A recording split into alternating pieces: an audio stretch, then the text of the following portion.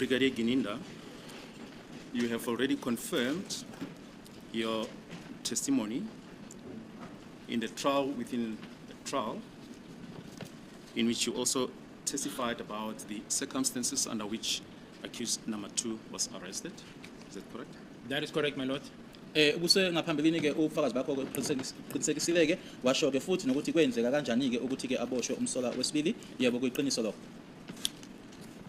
Now it's on record and it's common cause that there are 2 exhibits that pertains to the statements that are associated with accused number 2. The first one is exhibit HH. Correct, my lord. It's a statement that was made before Lieutenant Colonel Rapadu. Is that correct? That is correct, my lord. Kuyiqiniso ke sesiyazi ke ukuthi kuneyitatimende ezimbili ehlanganiswa naye ke umsola wesibili esoqala ke izibiti uHH awasenza ke noma statement awasenza phambi kwakhe uKolonel Rapadu yebo kuyiqiniso lokho. Can you once again place on record the date on which this statement was made to Lieutenant Colonel MS Rapadu, exhibit HH? Yes, my lord. It was 2020, June 19. The starting time was 06:50. Kwakunge 19 kuJune 2020 isikhathi sokuqala ke kwaku 6:50. It's also common cause, and it's already in record that there is a second statement, exhibit JJ, Correct, that my lord. was made before Magistrate V. Cronier, that is associated with accused number 2. That is correct, my lord. Kuyiqiniseka nokuthi ke sikhona ke nesesibili istatement uJJ yena sona ke esenziwa ngaphambi kwayo ke imantshi uV Cronier yebo kuyiqiniso. Can you once again just place on record the date on which this exhibit JJ was made? Yes, my lord. It was the 24th of June 2020 with the starting time of 14:30. Kwakunge 24 zika June 2020 isikhathi soqala kwaku 14:30. Yes. Now, regarding the making of these 2 statements, a version was proffered by Mr. Mgomezulu on behalf of accused number 2, as per the proceedings of the 25th of October 2023, page 71, starting from line 11. Do you have a copy of the record? Yes, I do, my lord. But I just want to put the end times in these 2 exhibits because I only refer to the starting time and not the end time according to this document. Yes. So with regard to exhibit HH, where the starting time is 06:50, the ending time is 11:47. Mayelana nenkathi ke lana ngisho nje isikhathi ke ekwaqalwa ngaso asiqale ke ngolesi ke soqala ke ukuthi ke kwaqalwa ke ngo6:50 noma ke imizuzu ke eyishumi ngaphambi kokuthi kushaye ke u7 bese ke isikhathi soqedwa ke kwaso ke 11:47. Yes. And then with regard to exhibit JJ, my lord, the starting time, which is 14:30, the end time is 17:20. Lana ke Of the same day. kuJJ ke baqala ke ngo14:30 base begcina ke ngo17:20. Yes, my lord. We can then proceed. Thank you. If you can just place on record the version that was proffered on behalf of accused number 2 regarding the statement to Lieutenant Colonel MS Rapadu, exhibit HH, as per the record of the 25th of October 2023, page 71, line 11. Yes, my lord. It reads as follows, Mr. Mgomezulu. Rapado, that is correct, my lord. And further that the confession was not written by himself. Court by whom? Mr. Mgomezulu, it was written, there's intervention, my lord. Then the court asked, it was written by Rapado. Mr. Mgomezulu, it was brought. Court, yes. And then Mr. Mgomezulu, the statement was already written, so he was ordered to sign the statement. So it is my instruction that it was not made freely and voluntarily. Lana ke kufunda ke okwashiwa uyena ke uMr Mgomezulu mayelana ke nestatement lesi ke athi senziwa ke uyena ke umsola wesibili kuyena uKolonel Rapadu.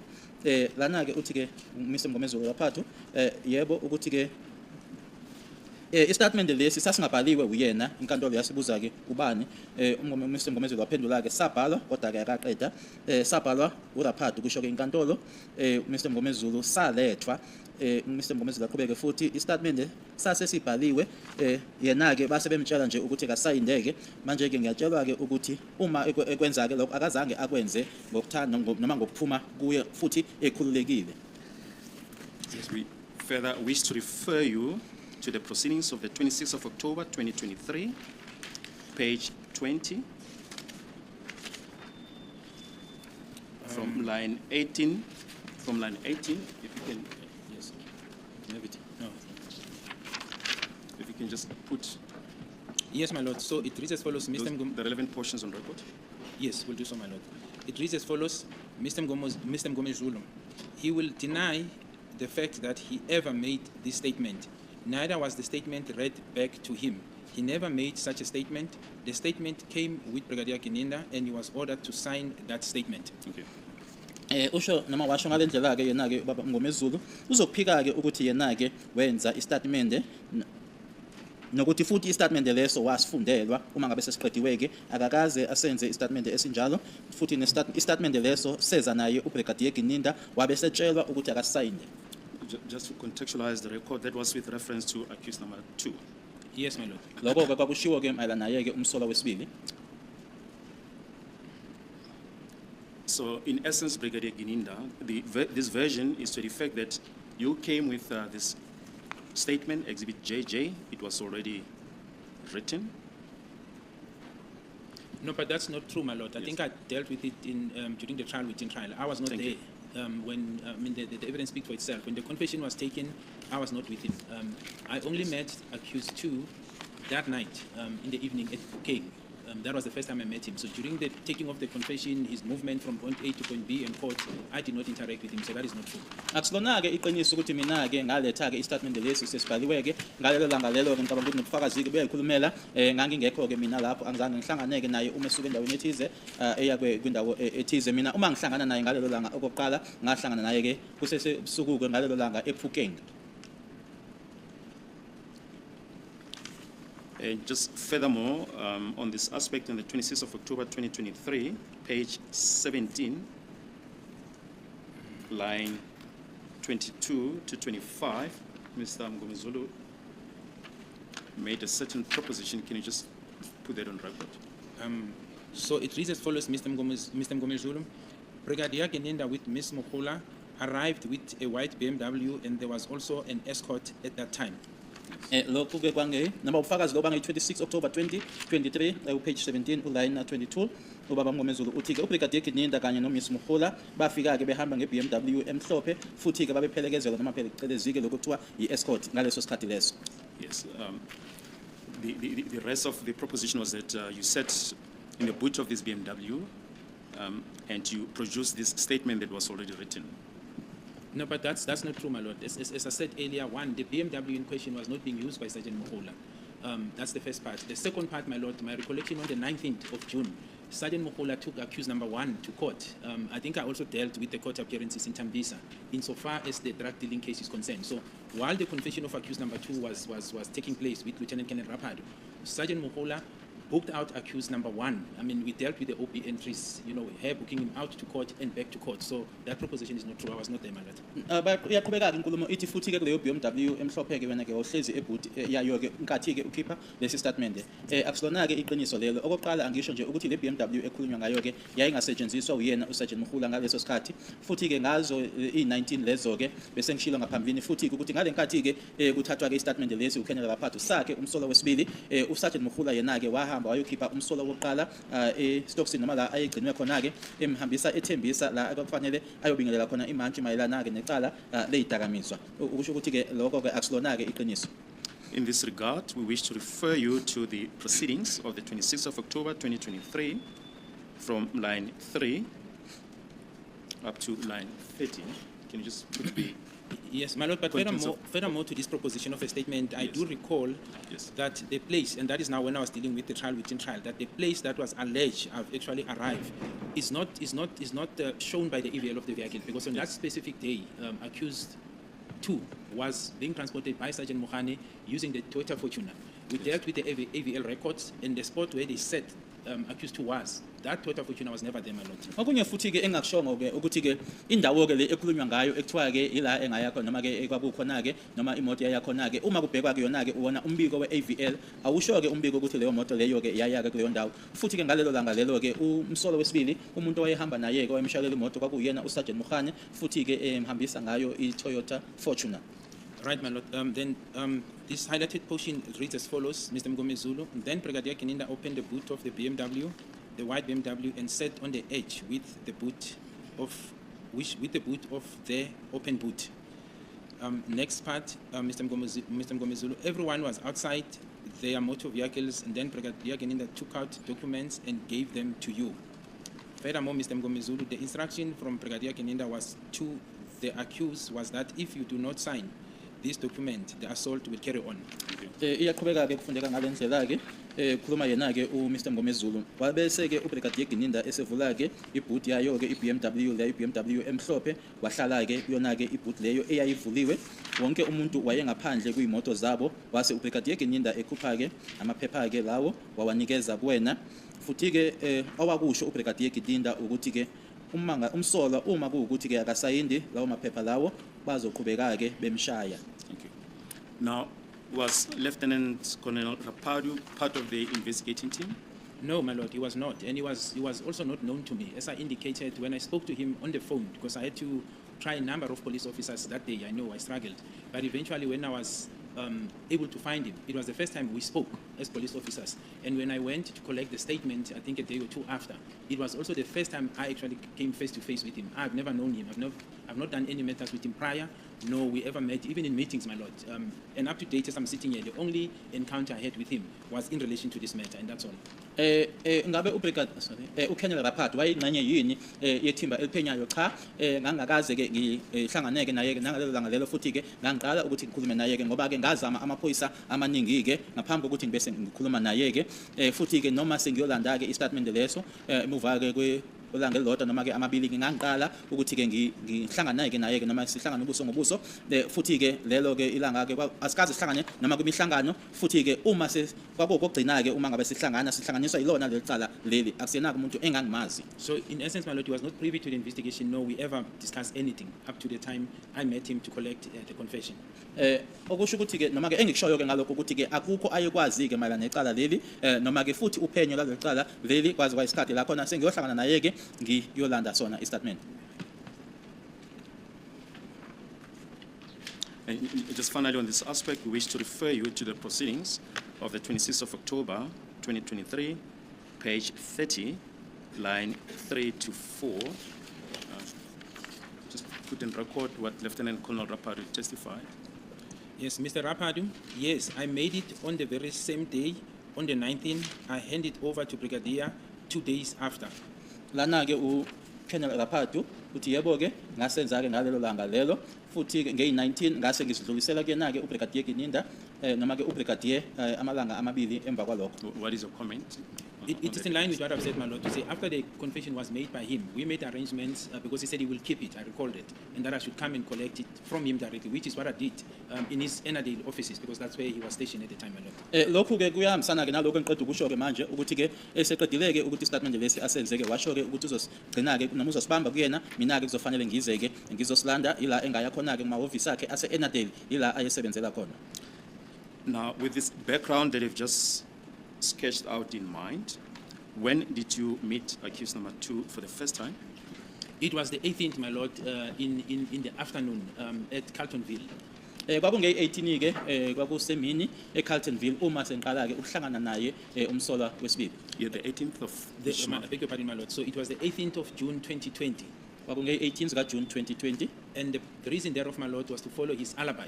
Sergeant Mukhane was with him on other issues that he was following up, but insofar as this matter is concerned, it was the alibi as to where he was when this offense was committed.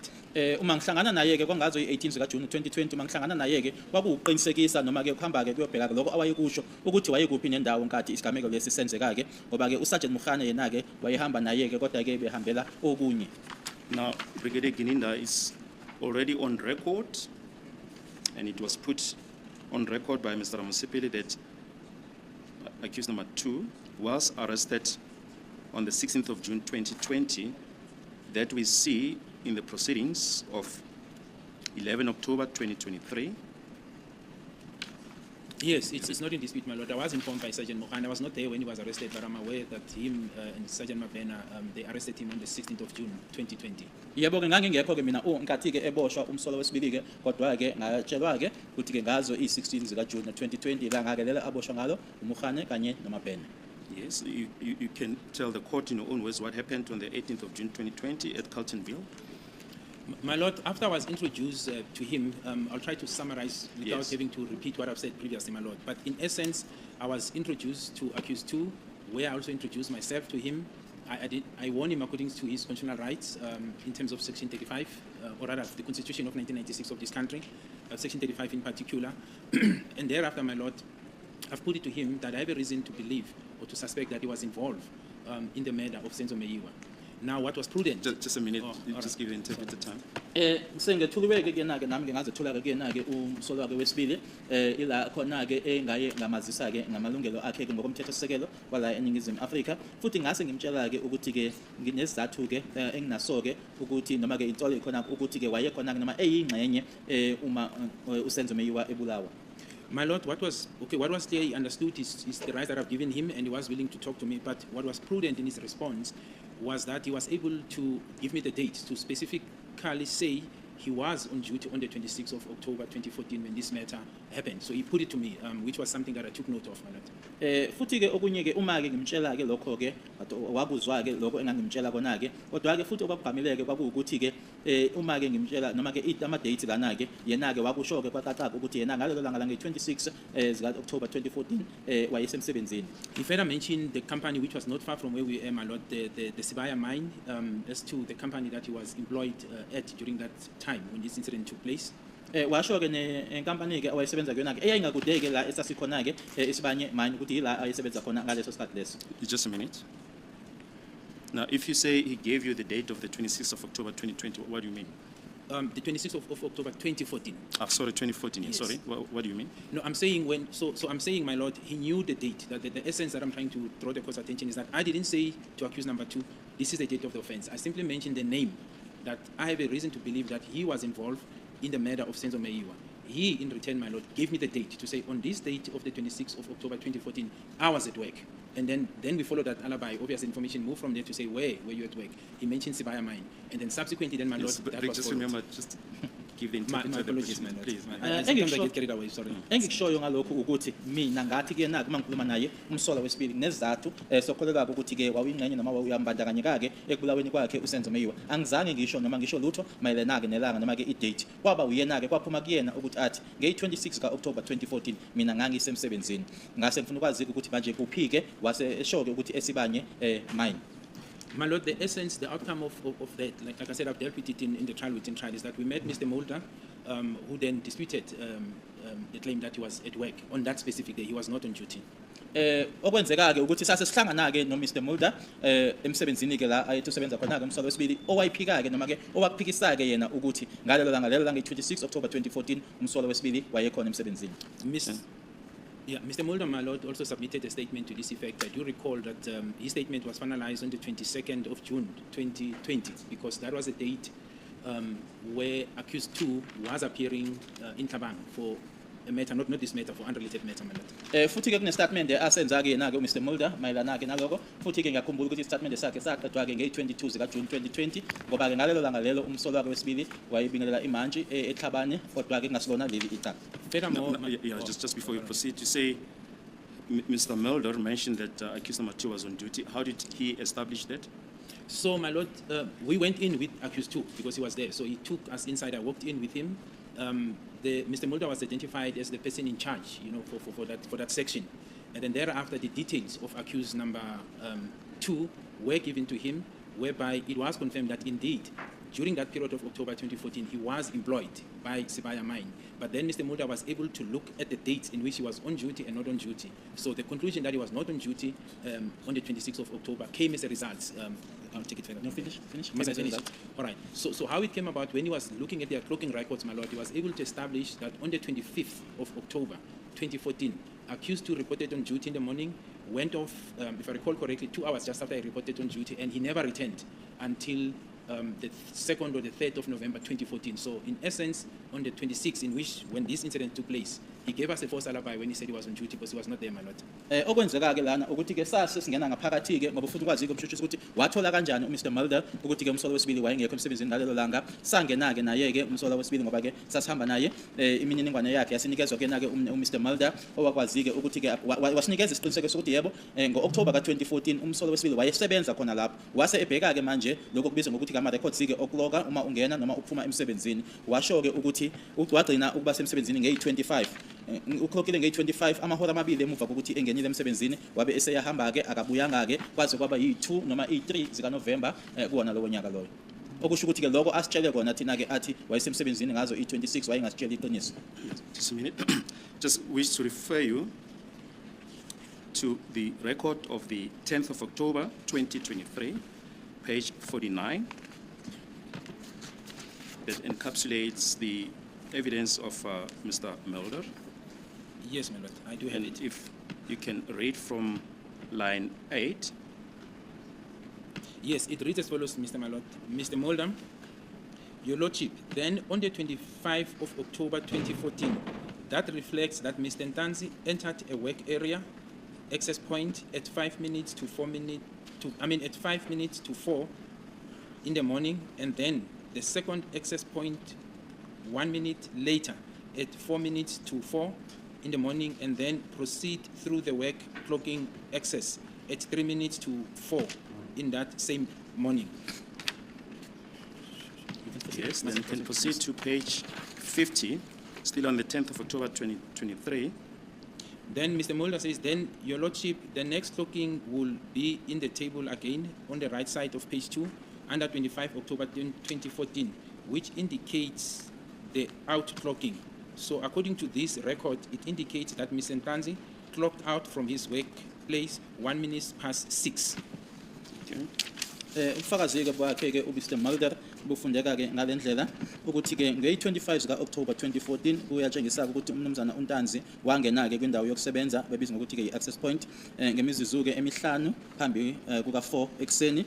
Wase futhi-ke indawo yesibili-ke yokusebenza noma-ke ababizwa ngokuthi-ke i-access point umzuzu owodwa ngaphambi kuka-4 ekuseni njalo. Wase eyaqhubeka-ke eya kwindawo-ke yokukloka kwimizuzu-ke emithathu ngaphambi kuka-4 ngalelo langa lelo noma iyaqhubeka-ke ukuthi-ke uma esekloka-ke futhi kuyabonakala-ke lokho-ke etafuleni-ke kuhlangothi noma kwisandla sangakwesokudla ku-page 2 ngaphansi kwange-25 zika-October 2014 la eshoyo-ke ukuthi uma ngaba esephuma-ke manje noma esekloka out.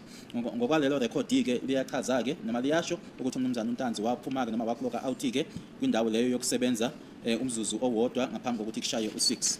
Then page 51, line 16 to 18. Line 16 of page 51 reads as follows, my lord. Mr. Mulder, that indicated that Mr. Ntanzi then had a work exit clocking or out clocking 1 minute past 6. Then further down, my lord, Mr. Mulder said the date on the record that I'm referring to is the 25th of October 2014, my lord. Then the prosecutor asks, so how long did he work on the 25th of October 2014 at the times that you have mentioned? Mr. Mulder, so your lordship, if we look at the work, Yes, then at proceed the to work page in 52. clocking, that was 3 minutes to 4, and then out clocking, which was 1 minute past 6, and it just roughly gives you around 2 hours that Mr. Ntanzi was at work. Then furthermore, Mr. Mulder says, my lord, your lordship, then according to this record again, Mr. Ntanzi then had 2 excess clocking again. The first of those clocking after this work clocking was 2 minutes past 6, which is 1 minute after his work clock out, and then 3 minutes past 6, he exited his workplace. Further down, my lord, then it says, your lordship, the last clocking then on the out clocking for the 25th of October 2014 indicates an excess clocking at the hostel, which was 3 minutes to 7 minutes in the morning. And according to my observation, there is no further clocking. Your lordship, for the 26, 27, the 26, 27, 28, 29, 30, 31 of October, or the 1st of November, The first locking again registered on our locking system indicates the 2nd of November and 1 minute past 9 p.m. And it was again an excess clocking at the hostel. Thank you. That's enough. 51. Yeah, 51. 51 base ushona ngayo. Yeah, 51. Thank you. Masiqhubeka-ke ngabufakazi bakhe uMr Mulder. Lokho-ke kuyaveza-ke noma kuyachaza-ke ukuthi umnumzana uNtanzi wase ephuma-ke kwindawo yakhe yokusebenza umzuzu owodwa nje ngaphambi kokuthi-ke kushaye u-6. Wasebuza-ke umshushisi ingabe lokho kusho ukuthi-ke wasebenza isikhathi esingakanani-ke ngeyi-25 zika-October 2014 kuyinkathi lezi oyishilo noma ukhulumile ngazo. Esephendula-ke uMr Mulder uma sibheka-ke kumsebenzi kanye futhi-ke nendlela-ke yokungena uphume le bizwa ngokuthi phecelezi-ke indlela i-clocking system kwakuyimizuzu emithathu-ke ngaphambi kokuthi kushaye u-4 nofuthi noma ephuma-ke kwakumzuzu owodwa ngaphambi kokuthi-ke kushaye u-6. Lokho kusho ukuthi-ke wasebenza amahora amabili noma amahora amabili ayisemsebenzini ngawo uMr Ntanzi. Iyaqhubeka-ke ithi uma-ke sibheka-ke amarekhodi futhi umnumzana uNtanzi-ke waba nama-access amabili-ke okuclocka futhi elokuqala-ke kusemuva kokuthi-ke esebenzile-ke kwakuyimizuzu emibili emuva ko-6 nokuthi-ke nokuthi futhi umzuzu owodwa emuva kokuthi-ke esephumile-ke kwindawo yakhe yokusebenza imizuzu emithathu eseshayile-ke u-6 wase ephuma-ke kuyona indawo yokusebenza. Uma egcina-ke ukuclocka